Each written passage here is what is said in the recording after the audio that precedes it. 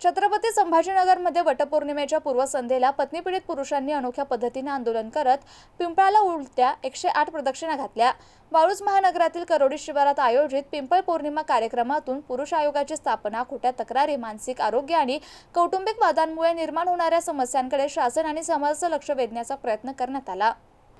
वटसावित्री पौर्णिमेच्या पार्श्वभूमीवर वाळूज महानगर परिसरातील करोडी शिवारात पत्नीपीडित पुरुषाश्रमाच्या वतीने पिंपळ पौर्णिमा साजरी करण्यात आली। राज्यातील विविध भागातून आलेल्या पत्नीपीडित पुरुषांनी पिंपळ वृक्षाचं पूजन करून त्याला उलट्या 108 प्रदक्षिणा घातल्या। गेल्या 7 वर्षापासून हा उपक्रम सातत्याने राबवला जात असून वटसावित्रीला महिला पतीच्या दीर्घायुष्यासाठी वटवृक्षाची पूजा करतात, तर पत्नीकडून त्रास झाल्याचा दावा करणारे पुरुष या दिवशी पिंपळाची पूजा करून आपली भूमिका मांडतात। यावेळी उपस्थितांनी वैवाहिक आयुष्यातील मानसिक, सामाजिक आणि कायदेशीर अडचणी, कौटुंबिक वाद, खोट्या तक्रारी, पुरुषांच्या मानसिक आरोग्याचे प्रश्न आणि पुरुष आयोगाच्या स्थापनेची मागणी यासह विविध मुद्द्यावर शासन आणि समाजाचे लक्ष वेधण्याचा प्रयत्न केलाय। मी राहुल वाडवे। पत्नी पीडित पुरुष आश्रम जेव्हापासून स्थापन झाला तेव्हापासून ॲडव्होकेट भारत फुलारे आणि मी सोबत काम करतो।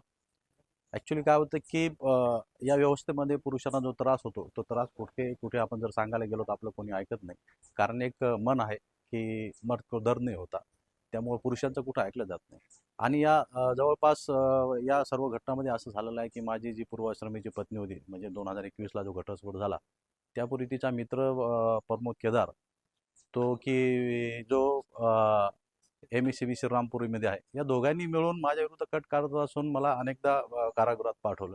यावेळेस सुद्धा मला एका खोट्या केसमध्ये कारागृहात पाठवलं। त्याच्यात मी जवळपास 4 वर्षे 4.25 वर्षे कारागृहात राहिलो। आणि जेव्हा मी बाहेर आलो तेव्हा मला समजलं की जो FIR माझ्या विरोधात होता तो FIRच्या कलम पोलिसांनी हाताने खाडाखोड केल्या आणि त्या खाडाखोड केलेल्या कलमाखाली मला जवळपास 4.25 वर्षे जेलमध्ये राहावं लागलं। त्यासाठी मला मान्य सुप्रीम कोर्टात जाऊन बेल जामीन घ्यावा लागले।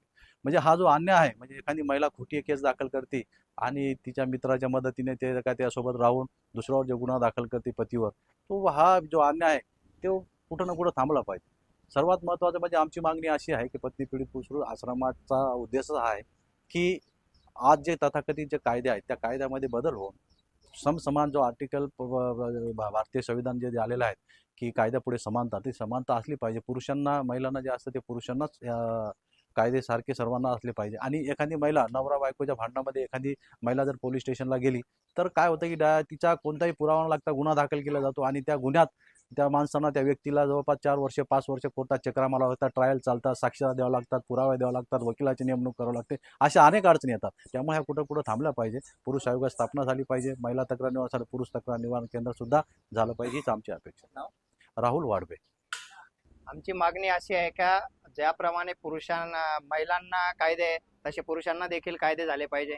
आणि जशा महिला उद्या वट सावित्री पौर्णिमा साजरी करतात आणि आपल्या पतीला दीर्घायुष्य मिळावं आणि आपला पती 7 जन्मापर्यंत त्यांना हाच पती मिळावा अशी आख्यायिका त्या वट सावित्री पौर्णिमेचे सांगितले जाते आणि त्याच्यासाठी ते उद्या वट सावित्री पौर्णिमा साजरी करतात।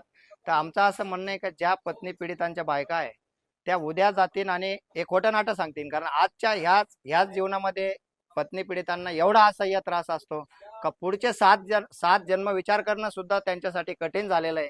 आणि ह्या अशा परिस्थितीमध्ये आणि परत वरून दीर्घ आयुष्य, आता पत्नी पीडित झाल्याच्या नंतर तो एका मिनिटाला एका दिवसाला तो मरतो आणि दीर्घ आयुष्यामध्ये म्हणजे आणखी किती त्रास सहन करून घ्यायचा।